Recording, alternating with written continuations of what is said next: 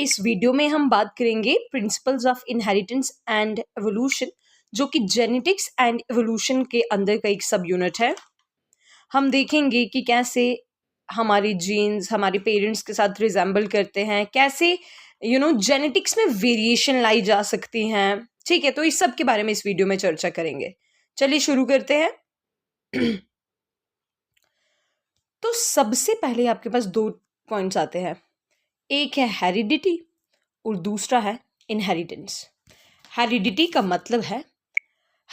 मतलब है हमारे अंदर के कैरेक्टरिस्टिक्स, हमारी बॉडी के कोई भी कैरेक्टरिस्टिक्स या हमारा फीचर या हमारा बात करने का तरीका, चलने का तरीका हमारे किसी पेरेंट को रिजेंबल करे तो उसे कहा जाता है हेरिडिटी।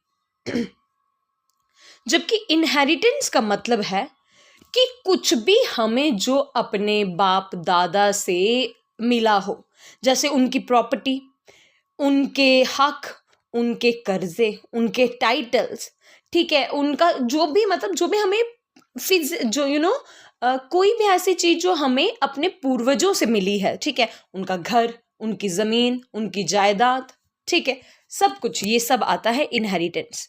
अब हेरिडिटी में हम ये बोल सकते हैं कि हेरिडिटी जो होता है वो बायोलॉजिकल इनहेरिटेंस होता है। बायोलॉजिकल इनहेरिटेंस को कहा जाता है हेरिडिटी। बायोलॉजिकल इनहेरिटेंस कहलाती है हेरिडिटी। मतलब जब जीन्स हेयर का कलर मैच हो रहा है किसी पेरेंट्स के हेयर कलर से, स्किन का कलर मैच हो रहा है, आई का कलर मैच हो रहा है, हाइट मैच हो रही है, बाल मैच हो रहे हैं, ये सब आ जाता है हेरिडिटी में। अब हेरिडिटी में भी हेरिडिटी जो होता है, हेरिडिटी का मेन मकसद होता है वो जीन्स के बारे में बात करता है स्टूडेंट्स। हेरिडिटी में जीन्स है, जबकि इनहेरिटेंस में सब कुछ आएगा, इनहेरिटेंस में सब कुछ आएगा। और हम ऐसे कह सकते हैं कि बायोलॉजिकल इनहेरिटेंस को ही, बायोलॉजिकल इनहेरिटेंस मतलब कि जीन्स को जब हम इनहेरिट करते हैं स्टूडेंट्स, उसे ही कहा जाता है हेरिडिटी। अब ट्रेट्स या कैरेक्टरिस्टिक्स के बारे में बात करें तो ट्रेट्स या कैरेक्टरिस्टिक्स दो तरीके की होती हैं। एक होती है इनहेरिटेड ट्रेट्स, एक होती हैं एक्वायर्ड ट्रेट्स।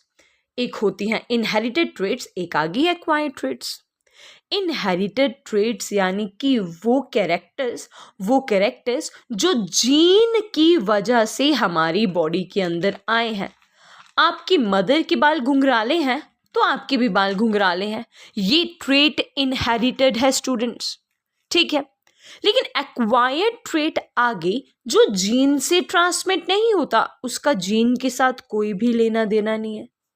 ये वो ट्रेट्स हैं जिनको एक इंसान अपने लाइफ टाइम में एक्वायर करता है, अपने लाइफ टाइम में। जैसे कोई इंसान है, उसने बहुत ज्यादा ज्ञान हासिल किया, उसने वो बहुत पढ़ा लिखा है भाई, क्या उसका नॉलेज नेक्स्ट जनरेशन में जाएगा? क्या उतने ही नॉलेजेबल उसके बच्चे होंगे? नहीं स्टूडेंट्स। तो ऐसे कैरेक्टरिस्टिक्स जो एक जनरेशन से दूसरी जनरेशन तक ट्रांसमिट होते हैं, उन्हें कहा जाता है एक्वायर, उन्हें कहा जाता है इनहेरिटेड ट्रेट्स। और जो एक जनरेशन से दूसरी जनरेशन तक ट्रांसमिट नहीं हो सकते, जो जेनेटिकली ट्रांसमिट नहीं हो सकते, उन्हें कहा जाता है एक्वायर्ड ट्रेट्स। ओके, अब जेनेटिक्स के बारे में बात करें और ग्रिगर मेंडल का जिक्र ना हो ऐसा कैसे हो सकता है? ग्रिगर मेंडल जिनके बारे में आपने पढ़ा, मेंडल का नाम आए और पी प्लांट्स के ऊपर इनके एक्सपेरिमेंट्स, यही तो सबूत है कि बायोलॉजिकल इनहेरिटेंस होता है, कि हमारे कैरेक्टरिस्टिक्स हमारी पेरेंट जनरेशन के साथ मैच करते हैं। ग्रिगर मेंडल, जिन्हें कहा जाता है फादर ऑफ जेनेटिक्स, जिन्होंने जीन के बारे में, जिन्होंने ये बताया कि कैसे एक जीन एक जनरेशन से दूसरी जनरेशन में ट्रांसमिट होता है। ग्रिगर मेंडल ने बेसिकली ये जेनेटिक्स के लिए जो एक्सपेरिमेंट किया था, उन्होंने ये एक्सपेरिमेंट किया था पी प्लांट के ऊपर, मटर के पौधे के ऊपर उन्होंने एक्सपेरिमेंट किया। उन्होंने एक मटर का पौधा नहीं लिया था, उन्होंने काफी सारे मटर के पौधे लिए थे और लगातार 7 सालों तक वो पी प्लांट्स के ऊपर एक्सपेरिमेंट करते जा रहे थे, ऑब्जर्व करते जा रहे थे कि कैसे पी प्लांट के अंदर के कैरेक्टरिस्टिक जो है वो वैरी हो रहे हैं, वो चेंज हो रहे हैं, ठीक है। तो तो मेंडल ने बेसिकली जेनेटिक्स को समझने के लिए ना पी प्लांट का इस्तेमाल किया, और पी प्लांट के ही जो रिजल्ट्स आए स्टूडेंट, जो रिजल्ट्स आए वहां से मेंडल लेके आया Mendel laws of inheritance. Inheritance कौन सा वाला? बायोलॉजिकल इनहेरिटेंस, क्योंकि हम इस यूनिट में बात करने वाले हैं इनहेरिटेंस और इवोल्यूशन के बारे में। और इनहेरिटेंस भी कौन सी वाली? हेरिडिटी वाली। इनहेरिटेंस भी कौन सी वाली? बायोलॉजिकल वाली, जिसे कहा जाता है हेरिडिटी। तो मेंडल ने अपने लॉज ऑफ इनहेरिटेंस लाए तो, लेकिन उसने कौन से वाले प्लांट के ऊपर एक्सपेरिमेंट किया? उसने एक्सपेरिमेंट किया पी प्लांट के ऊपर। सवाल ये बनता है कि पी प्लांट ही क्यों? Why not some other plant? Why only pea plant? क्योंकि पी प्लांट के अंदर बहुत सारे ऐसे कंट्रास्टिंग फीचर्स होते हैं जो उसको सारे पौधों से अलग बनाते हैं, जो सारे पौधों से उसे अलग बनाते हैं। जैसे अगर पी प्लांट के बारे में बात हो तो पी प्लांट के जो सीड्स होते हैं ना स्टूडेंट्स, कहीं पे वो रिंकल्ड होते हैं तो कहीं पे वो राउंड होते हैं। ये देखिए, इस तरफ लेफ्ट साइड में आपको रिंकल सा सीड देखने को मिल रहा है और राइट में गोल। आपने खुद ही कभी ना कभी तो ऑब्जर्व किया होगा कि जब भी आपने मटर के दाने देखे होंगे, आपने कुछ बिल्कुल राउंड देखे होंगे, तो कुछों के अंदर आपने थोड़े बेंड्स देखे होंगे, दैट इज रिंकल्ड फॉर्म देखे होंगे। इनफैक्ट ये तो थी सीड की शेप की बात। इसके अलावा पी प्लांट जो होता है स्टूडेंट्स, पी प्लांट जो होता है वो कलर, उसका जो कलर होता है ना सीड का कलर, वो सीड के कलर में भी वेरिएशन दिखाता है। ये शेप है, सीड का कलर भी डिफरेंट होता है। एक तरफ मटर का दाना ग्रीन होता है, दूसरी तरफ से वो येलो भी हो सकता है। हाइट की बात करूं तो कहीं पे पी प्लांट लंबा है, कहीं पे छोटा है। कहीं पे मटर के पौधे के ऊपर वायलेट कलर के फूल आते हैं और किसी पे वाइट कलर के फ्लावर्स।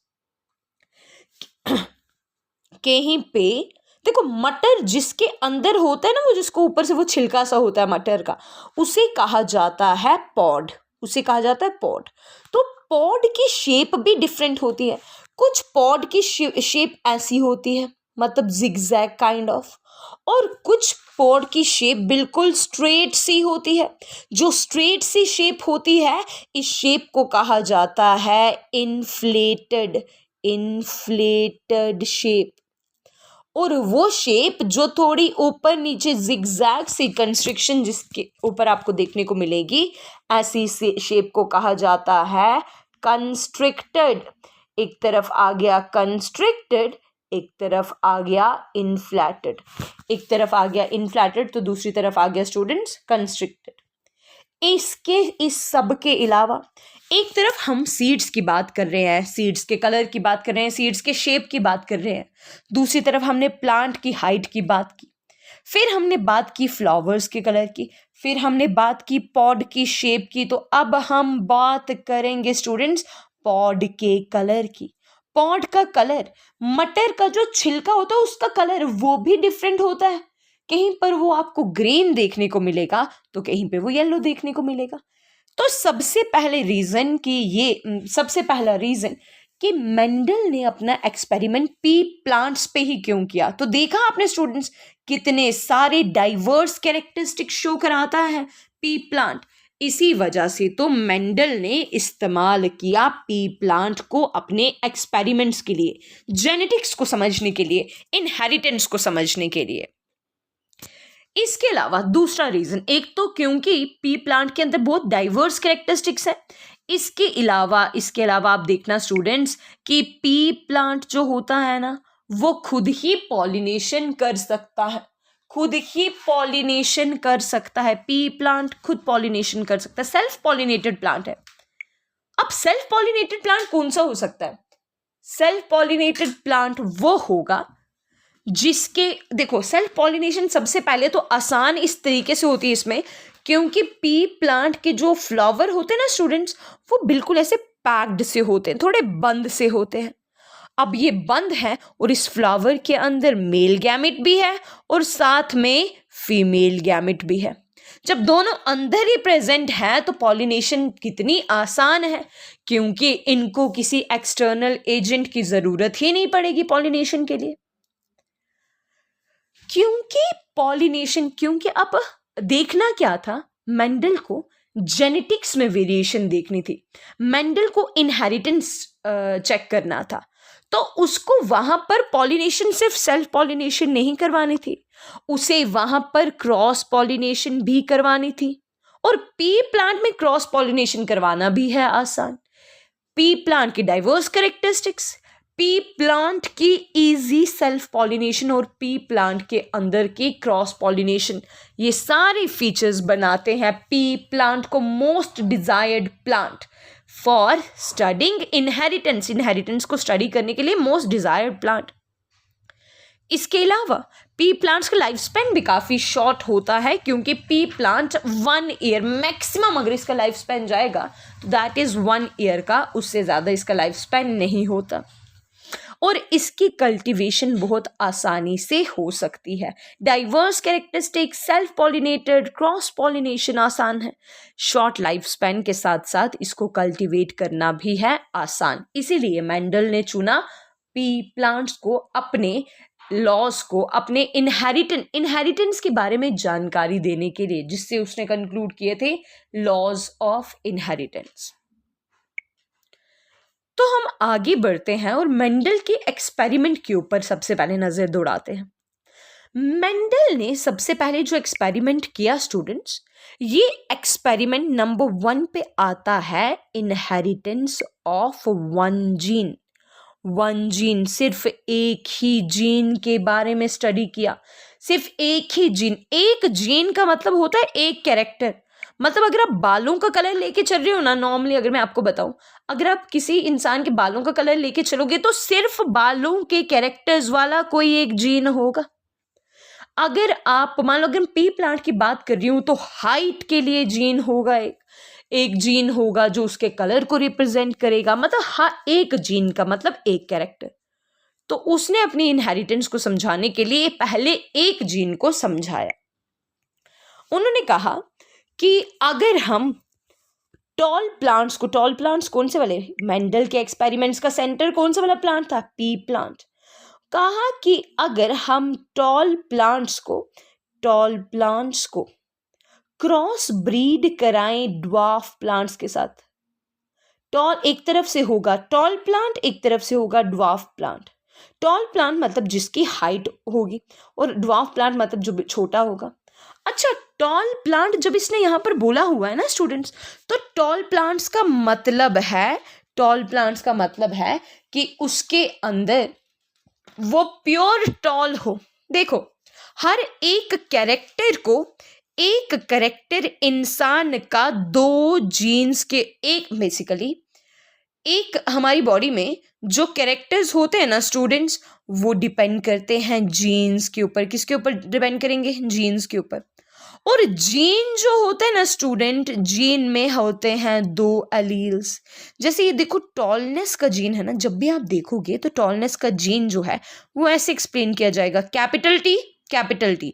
अब ये टील, एक इसको भी कहा जाता है एलील, इसको भी कहा जाता है एलील, जबकि ये दोनों बात किसके बारे में बात कर रहे हैं, टॉलनेस के बारे में। ठीक है, तो क्या किया उनने, बेसिकली एक तरफ से प्योर टॉल प्लांट लिया और एक तरफ से प्योर ड्वार्फ प्लांट लिया, और जब दोनों को क्रॉस ब्रीड कराया। अब देखो, क्रॉस ब्रीडिंग करवानी थी ना, टॉल पी प्लांट और ड्वार्फ पी प्लांट को जब क्रॉस ब्रीड कराया तो देखा कि रिजल्ट ये था कि सारे के सारे प्लांट जब क्रॉस ब्रीड कराए गए, टॉल और ड्वार्फ को जब क्रॉस ब्रीड कराया गया, तो सारे के सारे प्लांट जो थे, सारे के सारे टॉल प्लांट्स निकले।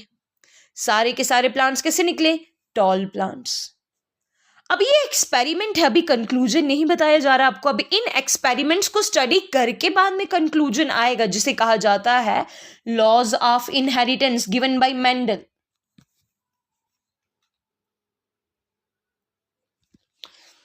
तो होता कुछ यूं है स्टूडेंट्स कि पहली वाली जनरेशन टॉल और शॉर्ट को क्रॉस कराए तो सारे प्लांट्स आए टॉल।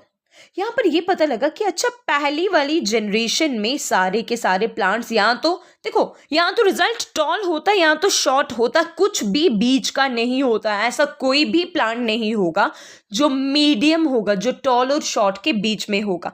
यहाँ तो वो लंबा होगा, यहाँ तो वो बिल्कुल कैसा होगा, छोटा।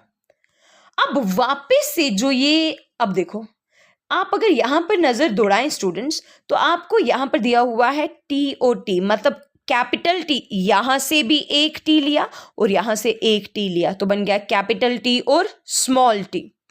अब ये तो प्लांट है टॉल, ये प्लांट है तो टॉल, लेकिन इसके अंदर जो दोनों के दोनों एलील्स हैं स्टूडेंट्स, वो अलग है। मतलब ये टी छोटा है, ये टी बड़ा है।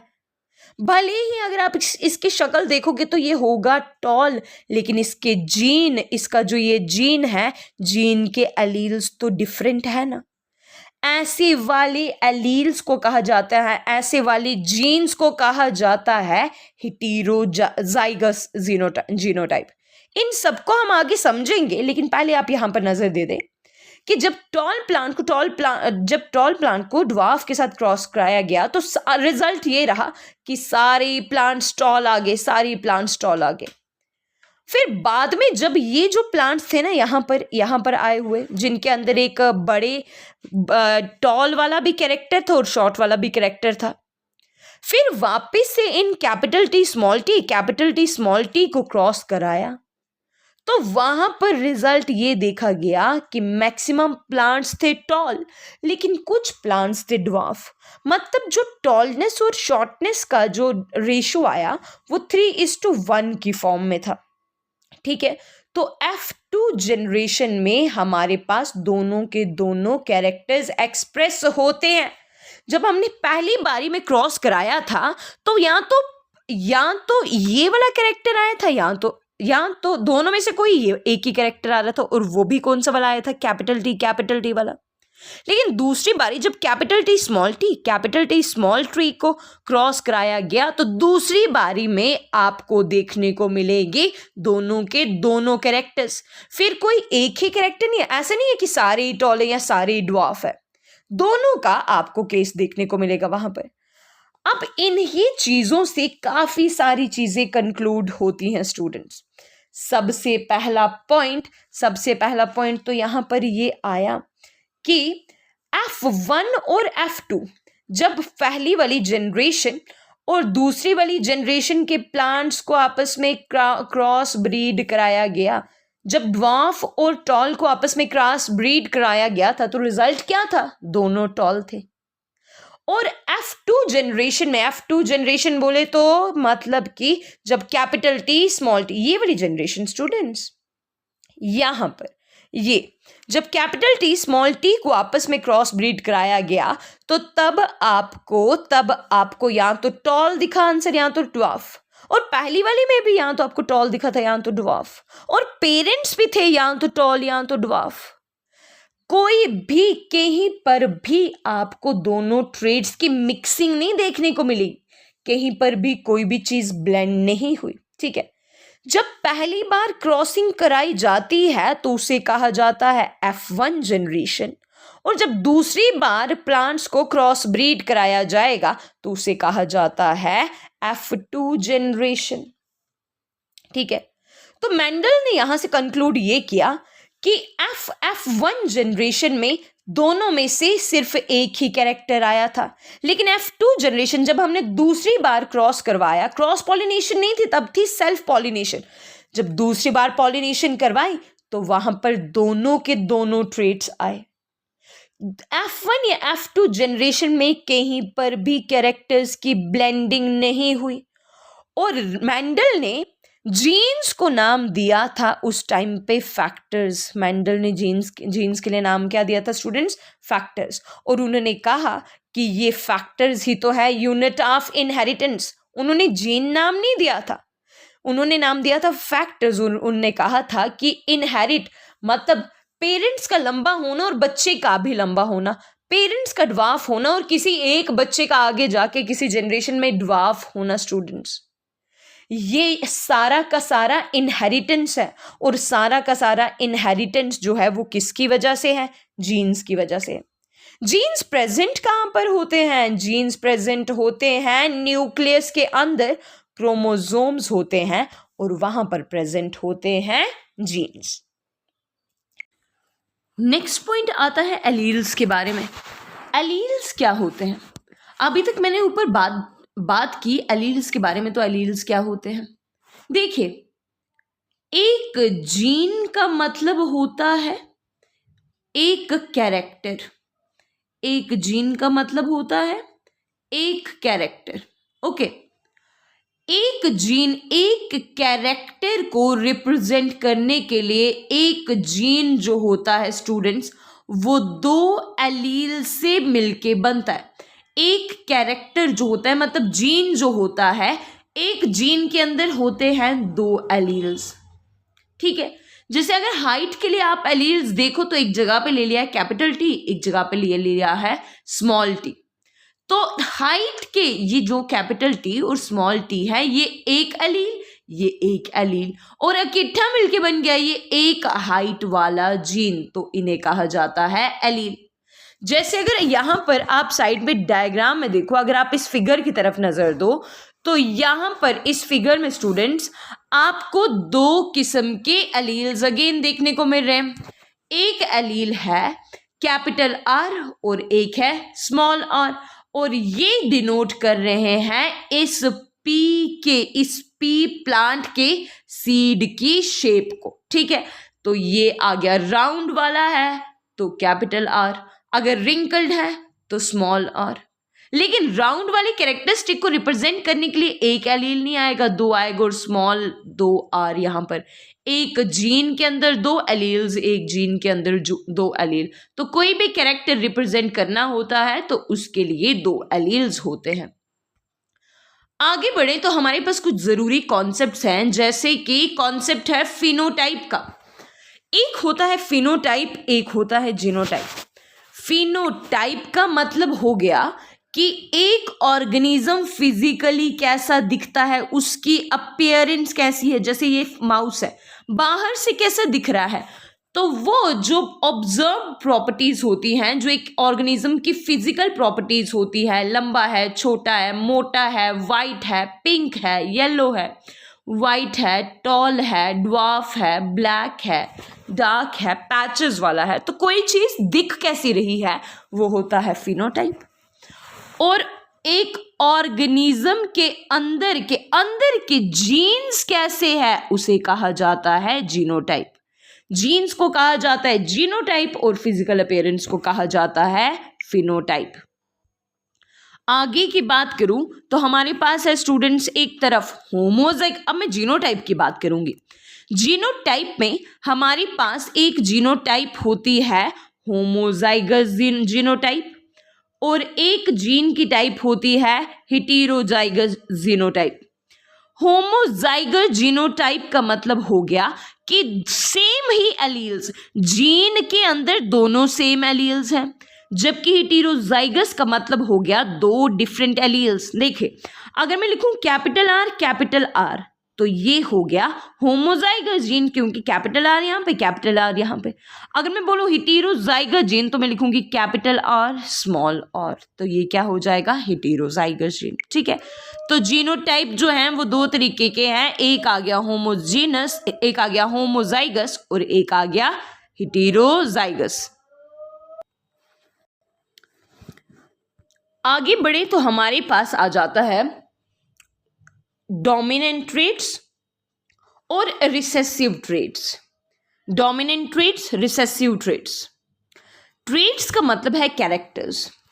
एक ऑर्गेनिज्म में मान लीजिए कि एक ऑर्गेनिज्म के अंदर चाहे हो होमोजाइगस जीन, चाहे हो स्टूडेंट्स होमोजाइगस जीन, जैसे मैं लिख लूंगी कैपिटल टी, एक लिख लेती हूं हाइट के लिए, लिख लेती हूं कैपिटल टी स्मॉल टी। एक हाइट का ही दूसरा है कैपिटल टी, और हाइट का एक दूसरा और है स्टूडेंट जिसे कहा जाता है कैपिटल टी स्मॉल टी। तो बेसिकली दो एलील्स में से कोई एक ही एलील खुद को एक्सप्रेस करता है। कैपिटल टी का मतलब है टॉलनेस और स्मॉल टी का मतलब है ड्वार्फ। तो दोनों में से कोई एक ट्रेट जो डोमिनेंट होगी वो ही खुद को एक्सप्रेस करेगी स्टूडेंट्स। अब कैपिटल टी स्मॉल टी में से अगर मान लीजिए पेरेंट जो है वो एक फादर लंबे हैं, मदर की हाइट छोटी है, और फादर के अंदर का, तो अगर बच्चे के अंदर के जीन्स है ना कैपिटल टी स्मॉल टी, तो बच्चा टॉल ही होगा, क्योंकि टॉलनेस और ड्वार्फनेस के बीच में जो डोमिनेंट ट्रेट होती है वो होती है टॉलनेस, हाइट वाली। अच्छा, एक तरफ से जो ट्रेट खुद को एक्सप्रेस करती है वो है डोमिनेंट, तो जो खुद को एक्सप्रेस नहीं कर पाती उस ट्रेट को कहा जाएगा रिसेसिव ट्रेट। एक जो खुद को एक्सप्रेस कर रही है, like capital T small T में टॉलनेस भी थी, ड्वार्फनेस भी थी, लेकिन बच्चा हुआ टॉल। कैपिटल टी था यहां पर डोमिनेंट ट्रेट, जबकि स्मॉल टी ड्वार्फ वाला जिसने खुद को एक्सप्रेस ही नहीं किया वो हो गया स्टूडेंट्स, वो हो गया एक रिसेसिव ट्रेट। जैसे बात करें तो मैं आपको कुछ ट्रेट्स बताऊंगी। जैसे आई के कलर की बात कर दे तो आंखें अगर ब्लैक या ब्राउन है ना स्टूडेंट्स, वो ही डोमिनेंट ट्रेट होगी। अगर पेरेंट्स में से किसी एक की आंख ब्लू है ना, तो बच्चे के आंख के चांसेस हैं कि वो ब्लू नहीं ब्लैक या ब्राउन हो सकती है। टॉलनेस भी एक डोमिनेंट ट्रेट है। फ्री ईयर लोब्स, देखो ईयर लोब्स एक होते हैं ईयर का ये नीचे वाला पार्ट डायरेक्टली फेस के साथ अटैच हो, और एक तरफ से ये लोब फ्री प्रेजेंट होता है। तो ये जो फ्री लोब होता है ना, जहां पर कान डायरेक्टली इस तरीके से प्रेजेंट होता है, वो अटैच नहीं होता, ठीक है, उसे कहा जाता है, और वो फ्री लोब वाला कैरेक्टर जो है स्टूडेंट्स वो डोमिनेंट ट्रेट है, जबकि अटैच्ड ईयर लोब जो है वो रिसेसिव ट्रेट है। क्योंकि मेंडल ने एक्सपेरिमेंट किया था पी प्लांट्स पे, तो देखते हैं कि पी प्लांट्स के अंदर कौन से वाले कैरेक्टर जो है वो डोमिनेंट है। पी प्लांट में टॉलनेस है डोमिनेंट, ड्वार्फनेस है रिसेसिव। मतलब अगर आप इन दोनों को क्रॉस करवाओगे तो टॉल प्लांट होने की संभावना ज्यादा है। राउंड सीड और रिंकल सीड में राउंड सीड की संभावना ज्यादा, येलो सीड और ग्रीन सीड में येलो सीड की संभावना ज्यादा। वायलेट फ्लावर और वाइट फ्लावर में वायलेट फ्लावर डोमिनेंट है। इनफ्लैटेड पॉड में और येलो पॉड, इनफ्लैटेड पॉड और कंस्ट्रिक्टेड में पॉड के इनफ्लैट होने के चांसेस ज्यादा है, और ग्रीन पॉड और येलो पॉड में ग्रीन वाला पॉड है डोमिनेंट। जबकि सीड कौन सा वाला डोमिनेंट था, सीड येलो जबकि पॉड ग्रीन, ठीक है। तो ये थे कुछ डोमिनेंट ट्रेट्स। अब आगे हम पढ़ेंगे मोनोहाइब्रिड क्रॉस के बारे में। तो मोनोहाइब्रिड क्रॉस क्या होता है स्टूडेंट्स, बेसिकली कि आप एक कैरेक्टर को दूसरे कैरेक्टर के साथ, एक जीन को दूसरे जीन के साथ क्रॉस करवाएंगे, तो ऑब्वियसली वही होगा मोनोहाइब्रिड क्रॉस। जब आप एक ही कैरेक्टर को लेके चल रहे हो तो उसे कहा जाएगा मोनोहाइब्रिड क्रॉस। एक कैरेक्टर का मतलब कि अगर आपने हाइट की बात की है तो आप सिर्फ हाइट वाला ही जीन लेंगे, अगर आप कलर की बात कर रहे हो तो आप सिर्फ कलर वाला ही जीन लोगे, ठीक है। तो देखिए यहाँ पर सिंपली क्या हो रहा है, सबसे पहले जो जीन है, सबसे पहले सब जीन के एलील्स सेपरेट होंगे, फिर वो वापस बाद में एक दूसरे के साथ क्रॉस करेंगे। जब पेरेंट था टॉल कैपिटल टी और दूसरा पेरेंट था ड्वार्फ स्मॉल टी, तो सारे के सारे ऑफस्प्रिंग जो थे वो सारे के सारे क्या हुए स्टूडेंट्स, टॉल। ये हम ऑलरेडी पीछे पढ़ चुके हैं, F1 जनरेशन में सारे के सारे ऑर्गेनिज्म टॉल ही आए थे, जबकि F2 में हमें देखने को मिले थे कि कुछ ऑर्गेनिज्म टॉल थे जबकि कुछ कैसे थे, ड्वार्फ, ठीक है। अब ये ही जो क्रॉस कराया जा रहा है मोनोहाइब्रिड क्रॉस, इस क्रॉस को हम एक स्क्वायर की फॉर्म में रिप्रेजेंट कर सकते हैं और इस स्क्वायर फॉर्म को कहा जाता है पनट स्क्वायर। पनट स्क्वायर, पनट स्क्वायर इसलिए क्योंकि ये जो कैरेक्टरिस्टिक्स है जो हम क्रॉस ऊपर कर रहे हैं उसको डायरेक्टली स्क्वायर की फॉर्म में रिप्रेजेंट किया गया था रेनाल्ड पनट द्वारा। तो कुछ नहीं स्टूडेंट, बहुत ईजी है स्क्वायर बनाना। आपने एक साइड पे एक कैरेक्टर्स लिखने कैपिटल टी और दूसरी साइड में आपने कैपिटल टी, ये आ गया एक वाली तरफ का जीन, ये आ गया दूसरी तरफ का जीन। अब इनको आपने क्रॉस कराता जाना, यहाँ पे कैपिटल टी था, यहाँ पे स्मॉल टी था, तो इस वाले स्क्वायर में कैपिटल टी स्मॉल टी, यहाँ पर कैपिटल टी लेफ्ट साइड में है स्मॉल टी, तो यहाँ पर ये लिख लिया। ऊपर कैपिटल टी लेफ्ट में आ गया स्मॉल टी, तो यहाँ पर ये लिख लिया। ऊपर आ गया कैपिटल टी, लेफ्ट में आ गया स्मॉल टी, तो यहाँ पर ये लिख दिया। तो बस आपको यहाँ से यही पॉइंट याद रखना है कि मोनोहाइब्रिड कैरेक्टर्स को, एक जीन की रिप्रेजेंटेशन को जब स्क्वायर फॉर्म में किया जाता है तो उसे क्या कहा जाता है? पनट स्क्वायर। और पनट स्क्वायर जो था वो किसने दिया था? रेनाल्ड पनट ने। ओके, तो बेसिकली जो मेंडल ने जो भी कॉन्ट्रीब्यूशन दिया मोनोहाइब्रिड क्रॉस के लिए ना, उस सारी मैकेनिज्म को इस स्क्वायर के द्वारा समझना आसान हो जाता है, इसीलिए पनट स्क्वायर। ठीक है, अब आगे हमारे पास देखो, हमने शुरू कहाँ से किया था? हमने शुरू किया था मेंडल के लॉ से, लेकिन मेंडल के एक्सपेरिमेंट और मेंडल के लॉस को एक्सप्लेन करने के लिए हमें थोड़ा उसकी डिटेल में जाना पड़ा, हमें थोड़ा पढ़ना पड़ा कि पी प्लांट क्यों यूज़ किया गया, इनहेरिटेंस ऑफ वन जीन पढ़ना पड़ा, हमें पढ़ना पड़ा एलील क्या होता है, फिनोटाइप, जीनोटाइप, क्योंकि ये पॉइंट जो है ये इस वाले यूनिट में बहुत इंपॉर्टेंट है। और उसके बाद हमने पनट स्क्वायर के बारे में पढ़ा। अब मेंडल के एक्चुअल लॉज क्या हैं? Law of dominance, law of segregation, incomplete dominance, इसके बारे में पढ़ेंगे हम। देखिए, लॉ ऑफ डोमिनेंस हो गया। लॉ ऑफ डोमिनेंस का मतलब कि अगर एक ऑब्वियसली एक जीन को तो दो एलील्स रिप्रेजेंट कर रहे हैं और दोनों में से खुद को वही वाला एलील रिप्रेजेंट करेगा जो थोड़ा डोमिनेंट होगा दूसरे वाले पे। तो ठीक है, यहाँ पर लॉ ऑफ डोमिनेंस यही बोलता है कि कैरेक्टर जो होते हैं वो पूरे के पूरे निर्भर करते हैं फैक्टर्स के ऊपर। फैक्टर्स नाम याद कीजिए, फैक्टर्स नाम दिया था मेंडल ने किसके लिए? जीन के लिए। जीन नाम तो बाद में आया। और फिर इन्हें ये भी कहा मेंडल ने कि जो ये फैक्टर्स होते हैं ना, जो ये जीन्स होते हैं, ये पेयर में एग्जिस्ट करते हैं। अगर हम एक हेटेरोजाइगस ऑर्गेनिज्म की बात करें, हेटेरोजाइगस ऑर्गेनिज्म अभी हमने पढ़ा, हेटेरोजाइगस ऑर्गेनिज्म का मतलब जिसके दो एलील्स डिफरेंट होंगे, दोनों एलील्स डिफरेंट होंगे, वो ऑर्गेनिजम्स। तो बोलता है कि अगर एक ऑर्गेनिज्म है ना जिसके अंदर का जीन ऐसा है कैपिटल टी स्मॉल टी, या ऐसा है कैपिटल आर स्मॉल आर, तो दोनों में से, दोनों डिफरेंट एलील्स में से कोई एक ही एलील खुद को आगे रिप्रेजेंट करेगा और वो होगा आपका डोमिनेंट फैक्टर, आपका वो होगा डोमिनेंट एलील। यही है लॉ ऑफ डोमिनेंस, मतलब एक वाला एलील जो होगा वो दूसरे वाले के ऊपर डोमिनेंट हो जाएगा।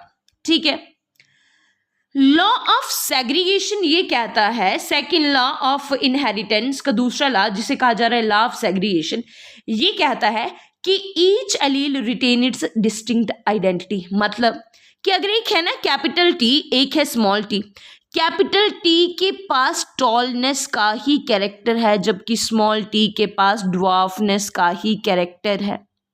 जब टी अपने आप को रिप्रेजेंट करेगा तो फुल्ली रिप्रेजेंट करेगा, फिर वो प्लांट टॉल ही होगा, लेकिन जब ड्वार्फ अपने आप को रिप्रेजेंट करेगा तो प्लांट ड्वार्फ ही होगा। उन चीज़ों में कोई मिक्सिंग नहीं होगी, कोई आपको इंटरमीडिएट प्रोडक्ट देखने को नहीं मिलेगा। ये है लॉ ऑफ सेग्रीगेशन कि गैमेट्स जब भी बनते हैं तो वो अलग अलग बनते हैं, कैरेक्टर जब भी बनते हैं वो अलग अलग बनते हैं, वो मिक्स्ड फॉर्म में प्रेजेंट नहीं होते। टॉल है तो टॉल, ड्वार्फ है तो ड्वार्फ, राउंड है तो राउंड, रिंकल्ड है तो रिंकल्ड, मतलब हर एक कैरेक्टर अपने आप को एक डिस्टिंक्ट फीचर में रिप्रेजेंट करता है। नेक्स्ट हमारे पास आ जाता है इनकम्प्लीट डोमिनेंस। इनकम्प्लीट डोमिनेंस का दूसरा नाम सेमी डोमिनेंस भी है। इनकम्प्लीट डोमिनेंस का दूसरा नाम सेमी डोमिनेंस भी है। स्टूडेंट्स यहां पर क्या होता है, एक मतलब देखो अभी हमने पढ़ा कंप्लीट डोमिनेंस के बारे में कि अगर रेड मान लो कि हाइट थी, अगर मैं हाइट के बारे में बात करूं कि हाइट है तो या तो ऑर्गेनिज्म बिल्कुल टॉल होगा या तो वो बिल्कुल ड्वार्फ होगा। लेकिन इनकम्प्लीट डोमिनेंस में क्या होता है, कुछ कैरेक्टरिस्टिक्स ऐसे भी होते हैं, कुछ जीन्स ऐसे भी होते हैं जो पूरा का पूरा अपने आप को एक्सप्रेस नहीं कर पाते, उनके ऊपर दूसरा वाला जीन भी थोड़ा सा भारी हो जाता है, मतलब वो किसी दूसरे जीन के साथ मिक्स्ड फॉर्म में प्रेजेंट होते हैं। जैसे यहां पर एग्जाम्पल ले लो, आपके पास स्नैप ड्रैगन फ्लावर की एग्जाम्पल है। रेड कलर के फ्लावर है यहाँ पर, दूसरे में है वाइट कलर के फ्लावर। जब आप इन दोनों की क्रॉस ब्रीडिंग कराओगे तो देखो या तो हमें फ्लावर रेड चाहिए थे या तो वाइट, लेकिन रिजल्ट तो कुछ और ही रहा। रिजल्ट में तो हमें मिक्सचर मिला, मिक्सचर दैट इज ना रेड ना पिंक, ना रेड ना वाइट, हमारे पास रिजल्ट आया पिंक कलर का फ्लावर। इसी को कहा जाता है इनकम्प्लीट डोमिनेंस की भाई दोनों में से खुद को कोई भी फुल्ली रिप्रेजेंट नहीं कर पा रहा। ये है law of incomplete dominance. Law of dominance एक और लॉ ऑफ इनकम्प्लीट डोमिनेंस हो गया आपके पास तीसरा ना, जबकि दूसरा लॉ कौन सा वाला था, लॉ ऑफ सेग्रीगेशन की हर एक जो एलील होता है वो अपने आप को अलग से ही रखता है, मिक्स नहीं होता किसी के साथ। फिर एक कंडीशन आ जाती है कोडोमिनेंस की। स्टूडेंट्स कोडोमिनेंस की कंडीशन आती है। कोडोमिनेंस का मतलब है कि एक ऑर्गेनिज्म में मिक्स फॉर्म कुछ नहीं प्रेजेंट है, अब दोनों ही इक्वली कंट्रीब्यूट करेंगे। जब ऑफस्प्रिंग के ऊपर दोनों पेरेंट्स के कैरेक्टरिस्टिक्स आएंगे तो देखो इसमें रेड फ्लावर है, इधर वाइट फ्लावर है, जबकि जो ऑफस्प्रिंग आ रहा है उसमें टोटली कैसे फ्लावर्स है, वाइट भी है रेड भी है, दोनों के दोनों पेरेंट्स को रिजेंबल कर रहा है, इसे ही कहा जाता है कोडोमिनेंस। इनकम्प्लीट डोमिनेंस में किसी से भी रिजेंबलेंस नहीं थी, जबकि कोडोमिनेंस में दोनों के साथ मैच हो रहा है। जैसे आपने काऊ देखी होगी स्टूडेंट्स, काऊ मान लीजिए अगर हम ब्लैक और वाइट काऊ को उनकी क्रॉस ब्रीडिंग करवाएं तो मान लीजिए जो नई गाय हमारे पास बनेगी उसकी बॉडी पूरी वाइट हो लेकिन कहीं कहीं पे ब्लैक पैचेस हो, या मान लीजिए उस काऊ की पूरी बॉडी हो ब्लैक लेकिन कहीं कहीं पे हो वाइट पैचेस, तो वो होगा स्टूडेंट्स कोडोमिनेंस का एक एग्जाम्पल। या अगर आप मक्की की बात ले लो, कॉर्न की बात ले लो, तो कॉर्न के सीड्स अगर मान लीजिए हमने वाइट कलर की बिल्कुल कॉर्न हमने लिया था जिसमें वाइट कलर के दाने थे, उसको मिक्स करवाया गया उस कॉर्न के साथ जिसके अंदर रेड कलर के दाने थे, और जो आपके पास नया कॉर्न आए उसके अंदर वाइट और रेड दोनों ही दाने हैं, तो क्या होगा कोडोमिनेंस। लेकिन वहीं अगर उस कॉर्न का कलर कुछ और ही होगा, लाइट फेडेड सा येलो सा कलर होगा उसका, तो वो क्या होगा, वो होगा इनकम्प्लीट डोमिनेंस। जब ना वो वाइट होगा ना जब वो अपने किसी भी पेरेंट को रिजेंबल नहीं करेगा तो वो होगी इनकम्प्लीट डोमिनेंस या सेमी डोमिनेंस। जब दोनों के ही कैरेक्टर्स लेके आएगा उसे कहा जाएगा कोडोमिनेंस, और जब दोनों में से ऑब्वियसली कोई एक फैक्टर अपने आप को ज्यादा एक्सप्रेस करेगा उसे कहा जाएगा लॉ ऑफ डोमिनेंस। अब कोडोमिनेंस की एक और एग्जांपल है स्टूडेंट्स, ह्यूमन ब्लड ग्रुप की एग्जांपल है कोडोमिनेंस की, एक और एग्जांपल है ह्यूमन ब्लड ग्रुप की एग्जांपल। आपको पता है ह्यूमन का जो ब्लड होता है ना, ह्यूमन के ब्लड ग्रुप वाले जो जीन्स होते हैं वो उसके अंदर होते हैं 3 एलील्स। हमारा ब्लड ग्रुप, ह्यूमन का ब्लड ग्रुप या तो ए होता है या तो बी होता है या तो ए बी होता है या तो ओ होता है। जीन 1 लेकिन एलील्स 3। पहले इन एलील्स के नाम देख लेते हैं। एक का नाम है IA, एक का नाम है IB और एक का नाम है स्मॉल I। ठीक है, इसके ऊपर कोई भी डिफरेंट कैरेक्टर प्रेजेंट नहीं है। बेसिकली स्टूडेंट्स हमारा ब्लड ग्रुप डिफर कैसे होता है, पहले मैं आपको थोड़ा सा इसके बारे में बता देती हूं। हमारे बॉडी के अंदर प्रेजेंट होता है ब्लड और ब्लड के अंदर प्रेजेंट होते हैं आरबीसीज। आरबीसीज का मतलब रेड ब्लड सेल्स। ये रेड ब्लड सेल्स के बाहर से ना एक कवरिंग होती है, क्योंकि ये सेल्स हैं तो सेल्स के बाहर से कवरिंग किसकी होगी? प्लाज्मा मेम्ब्रेन की। इस प्लाज्मा मेम्ब्रेन के अंदर प्रेजेंट होता है शुगर, और ये ऐसा शुगर है स्टूडेंट जो डिसाइड करेगा कि ब्लड ग्रुप क्या होगा। लेकिन ये जो शुगर होता है ये कौन सी प्लाज्मा मेम्ब्रेन, कौन सी किस्म के आरबीसीज कौन सा वाला शुगर बनाएंगे, ये सारा का सारा डिपेंड करता है ब्लड ग्रुप के जीन्स के ऊपर। और ब्लड ग्रुप के जीन्स को कैपिटल आई से रिप्रेजेंट किया जा सकता है। मतलब आरबीसीज जो होते हैं ना स्टूडेंट्स, वो डिसाइड करते हैं कि ब्लड ग्रुप कौन सा होगा। और आरबीसीज का ब्लड ग्रुप कौन डिसाइड करेगा? आरबीसीज का ब्लड ग्रुप डिसाइड करेगा जीन्स उसके अंदर जो जीन्स प्रेजेंट होंगे। तो हर एक इंडिविजुअल में, हमारी बॉडी में हर एक कैरेक्टर को रिप्रेजेंट करने के लिए हर एक कैरेक्टर्स को देखो, अगर हाइट है तो कैपिटल टी या कैपिटल टी स्मॉल टी के साथ लिखा जाता है। हर एक कैरेक्टर को रिप्रेजेंट करने के लिए हम कोई 2 एलील्स लेके चलते हैं। इसीलिए तो कहा जाता है कि ह्यूमन जो होते हैं वो डिप्लॉयड होते हैं। डिप्लॉयड मतलब हर एक कैरेक्टर के लिए इंसान की बॉडी के अंदर 2 एलील्स हैं।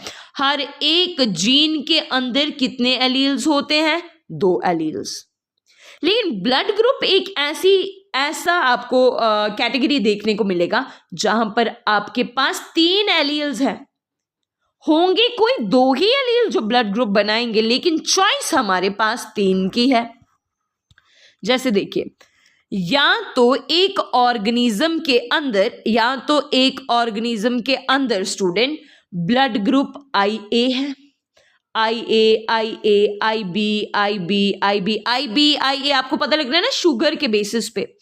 अगर एक ऑर्गेनिज्म जिसका ब्लड ग्रुप है IA और दूसरे पेरेंट का ब्लड ग्रुप है IA, तो A और A जब दोनों मिक्स हो जाएंगे तो वो IA बनाएंगे। ऐसी कंडीशन में ब्लड ग्रुप बनेगा A, क्योंकि यहां पर भी A है, यहां पर भी A है। ये जो स्मॉल i होता है ना स्टूडेंट्स, इस वाले ब्लड ग्रुप के अंदर कोई शुगर नहीं होता। It has no presence of any sugar around its plasma membrane. अगर IA को क्रॉस किया जाएगा I के साथ तो बनेगा IAI। अब यहां पर तो कोई शुगर नहीं है, लेकिन यहां से शुगर कौन सा आया? A वाला, इसलिए ब्लड ग्रुप हो जाएगा A। वैसे A और B क्रॉस करेंगे तो AB बनेगा, B क्रॉस करेंगे तो B बनेगा, B और I क्रॉस करेंगे तो आपके पास B बनेगा। और आपके पास ऐसे ही आपको डिफरेंट स्टेजेस देखने को मिलती हैं। ब्लड ग्रुप O कौन सी कैटेगरी में बनेगा? ब्लड ग्रुप O बनेगा उस कैटेगरी में स्टूडेंट्स जब आपके पास दोनों I जिसके अंदर कोई प्लाज्मा मेम्ब्रेन नहीं है, जिसके अंदर कोई शुगर नहीं है, जब वो आपस में कंबाइन होंगे तो वो बनाएंगे ब्लड ग्रुप O। जब A वाला और B वाला आपस में फ्यूज होगा तो तब वो बनाएगा ब्लड ग्रुप AB। तो इस किस्म से, इस तरीके से ह्यूमन बॉडी के अंदर स्टूडेंट्स बनते हैं 4 किस्म के ब्लड ग्रुप। ठीक है, तो इंसान की बॉडी में होते हैं 4 किस्म के ब्लड ग्रुप। ब्लड ग्रुप्स के बारे में कुछ एक्स्ट्रा एडिशनल फैक्ट्स। IA और IB, ये दोनों IA और IB ये दोनों एलील्स डोमिनेंट होते हैं स्मॉल i के ऊपर। IA और IB जब दोनों साथ में प्रेजेंट होते हैं ना स्टूडेंट, तो ये कोडोमिनेंस शो कराते। कोडोमिनेंस मतलब दोनों साथ में खुद को रिप्रेजेंट कराते हैं। और अभी हम पढ़ भी रहे हैं क्या? अभी हम पढ़ रहे हैं कोडोमिनेंस की एग्जाम्पल। ब्लड ग्रुप किसकी एग्जाम्पल है? कोडोमिनेंस की, जहां पर IA और IB दोनों खुद को साथ में रिप्रेजेंट करा सकते हैं। टोटल ब्लड ग्रुप देखो तो इंसान के 4 ब्लड ग्रुप होते हैं। एक है A, एक B, एक O और एक AB। और ये सारे इसकी अपीयरेंस है, इसीलिए कहा जाएगा फिनोटाइप्स। 4 किस हमारी ब्लड ग्रुप की जो फिनोटाइप्स है, फिजिकल अपीयरेंस है, वो 4 होती है, लेकिन अगर आप उसकी जीनोटाइप्स देखोगे तो वो 6 होती हैं। जीनोटाइप्स का मतलब, जीनोटाइप्स देखो, ये ब्लड ग्रुप कौन सा है, ये ब्लड ग्रुप कौन सा है स्टूडेंट्स, ए, और इस ए को रिप्रेजेंट कौन कर रहा है, आई, ए आई, ये जीनोटाइप है, ये फिनोटाइप है। दिखेगा ब्लड ग्रुप ए, लेकिन बना किसका है, दिखेगा ब्लड ग्रुप बी, लेकिन बना किसका, आई बी आई। दिख रहा है ब्लड ग्रुप ए बी, लेकिन बना किसका है, आई ए आई बी। बी आई तो B blood group, B B तो बी ब्लड ग्रुप। ये वाली चीज जो आपको यहां पर प्रेजेंट आ रही, जहां पर जीन रिप्रेजेंटेशन है 2 एलील्स से, उसको कहा जाता है जीनोटाइप, और वो बाद में रिप्रेजेंट क्या करती है, उसे कहा जाता है फिनोटाइप। तो ये है कुछ इंपॉर्टेंट मेंडल के लॉज, और यहां से आगे भी हमें अभी बहुत पढ़ना है, मल्टीपल एलील्स क्या होते हैं, अभी हमें बहुत लेक्चर आगे कंटिन्यू करना है, लेकिन अभी की वीडियो में बस फिलहाल इतना ही। आप इतना अच्छे से रिवाइज करें, वीडियो को ध्यान से देखें, एंड तक देखें, और फिर देखें, रिवाइज करें, बार बार रिवाइज करें। एडिशनल पॉइंट्स अगर आपको कोई लगता है, और यस, साथ साथ में नोट्स बनाते जाइएगा स्टूडेंट्स, और हमेशा 1 लाइनर की फॉर्म्स में नोट्स बनाते जाइएगा, क्योंकि आपको पता है you are preparing for some competitive exam, और कंपेटिटिव एग्जाम को क्लियर 1 लाइनर से ही किया जाता है। ठीक है, ज्ञान ले लिया, समझ लिया टॉपिक को। अब समझने के बाद जो फैक्चुअल डेटा है उसके ऊपर ज़्यादा ध्यान देना है, थियरेटिकल डेटा थोड़ा कम, फैक्चुअल डेटा थोड़ा ज़्यादा। ब्लड ग्रुप कौन सा वाला कैरेक्टर शो कराता है, जब हमारे पास कोई एक जीन आप खुद को एक्सप्रेस करता है तो उसे कौन सा वाला लॉ कहा जाता है। फैक्टर्स किसका नाम था, किसको मेंडल ने फैक्टर्स कहा था, हम आज की डेट में उसे क्या कहते हैं। लॉ ऑफ सेग्रीगेशन क्या है। इनकम्प्लीट डोमिनेंस में दोनों में से क्या कोई कैरेक्टर आगे शो होता है।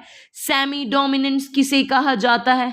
ब्लड ग्रुप कितने टाइप का होता है, ब्लड ग्रुप के लिए टोटल एलील्स कितने होते हैं। अगर ह्यूमन की बात करें तो ह्यूमन में कितने कितने कितने कितने क्रोमोसोम जो हैं, कितने जीन जो हैं वो कैरेक्टर को शो करवाते हैं स्टूडेंट्स। तो ये आपने अच्छे से पढ़ना है। तो ये वीडियो बहुत इंपॉर्टेंट था, क्योंकि इस वीडियो में हमने बहुत सारा बेसिक भी कवर किया है और इम्पॉर्टेंट लॉज पढ़े हैं मेंडल के।